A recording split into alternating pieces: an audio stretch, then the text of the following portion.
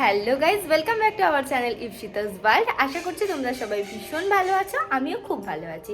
আমার চ্যানেলে নতুন একটা ভিডিওতে তোমাদেরকে অনেক অনেক স্বাগত। তো আজ সকাল সকাল আমি সোনারপুর থেকে চলে এসেছি গোসাবার বাবার এখান থেকে রেডি হয়ে নিয়েছি, চলে যাব এখন দিদিদের বাড়ি, কারণ আজ আমাদের পুচকুটার ষষ্ঠী পুজো। আর সেই জন্যে সারাটা দিন কীভাবে কাটাচ্ছি সবটাই তোমাদেরকে এই ব্লগের মাধ্যমে শেয়ার করব। আশা করছি ভিডিওটা তোমাদের খুব ভালো লাগবে, তাই স্কিপ না করে পুরো ভিডিওটা দেখতে থাকো। এই যে আমি ফুল রেডি হয়ে গেছি, পরেছি এই হলুদ শাড়িটা আর তার সাথে এই জুয়েলারিটা পরেছি। আর তারপর এখন আমি চলে যাব হচ্ছে বাজারে কিছু কেনাকাটি আছে ওই বাড়ি যাওয়ার জন্য। তারপর কেনাকাটি করে চলে যাব দিদিদের বাড়ি। তো ভিডিওটা দেখতে থাকো। সারা বাজার ঘুরে এক গাদা জিনিসপত্র কেনাকাটি ছিল, সেগুলো সমস্ত কিছু কিনে নিয়ে বাড়ি চলে এসেছিলাম। এসে দেখলাম পুচকু ইমির কোলে বসে আদর খাচ্ছে। ওকে দেখে মনে হচ্ছিল কতদিন পরে ওকে দেখলাম। বাবা ওর জন্য ড্রেস কিনতে দিয়েছিল আর আমিও নিয়ে এসেছিলাম এই তিনটে। কেমন হয়েছে তোমরা অবশ্যই কমেন্ট করো। তারপর আগেই হাত মুখ ধুয়ে ওকে একটু ভালো করে আদর করে দিলাম। মনে হলো যেন আমি কতদিন বাদে ওকে ছুঁয়ে দেখছি। বেশ কিছুক্ষণ ওকে কোলে নিয়ে খেলা করার পর তারপর আস্তে আস্তে আমি পুজোর কাজ গোছানো শুরু করেছিলাম। আসলে কি জানো তো, দিদির তো সেই সময় শরীরটা ভীষণই খারাপ ছিল, তখনও পর্যন্ত এতটাও সুস্থ হয় নিজের সমস্ত কিছু নিজে হাতে করবে। আর তার থেকেও বড় কথা, তখনও পর্যন্ত তো ওদের সব কিছু পুজো হয়ে শান্তির জল দেওয়া হয়নি। আর এই ষষ্ঠী পুজোর পরে গিয়ে ও সমস্ত কিছু পুজোর জিনিসে হাত দিতে পারবে। সেই জন্য ওই দিন সমস্ত পুজোর কাজ আমি গুছিয়ে দিয়েছিলাম।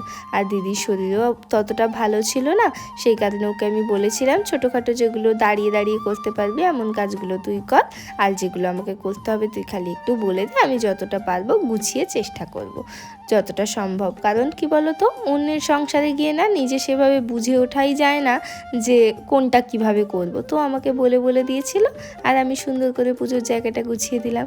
কিছুক্ষণের মধ্যেই ঠাকুর মশাইও চলে এসেছিল আর তারপরেই পুজোও শুরু হয়ে গেছিল। আর তার মধ্যে আমাদের যা কাজ, একবার এক একজন পুচকুকে কোলে নিচ্ছি, একটু করে আদর করছি। আর বাড়িতে দাদা দিদি সবাই যখন একবার করে আসছিল, পুচকুকে একটু আদর করছিল। তার মধ্যে আস্তে আস্তে পুজোটাও হয়ে গিয়েছিল।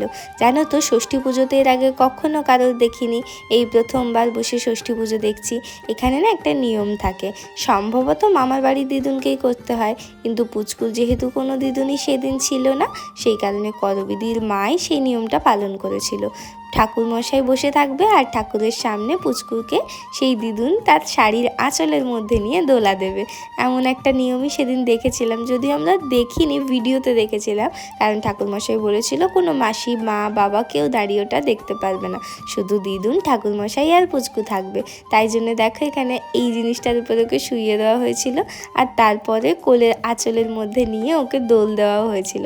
সেটা না ভিডিও করতে পারিনি, যেহেতু আমরা ওখানে ছিলাম না। আর লাঞ্চের মেনুতে সেদিন সমস্ত নিরামিষ রান্নাবান্না হয়েছিল, আর রান্নাবান্না কিন্তু সমস্ত কিছু করবিদিই করেছিল। তাই সবাই পুজো শেষ হওয়ার পর ওপরে চলে গেছিলো খাওয়া দাওয়া করতে।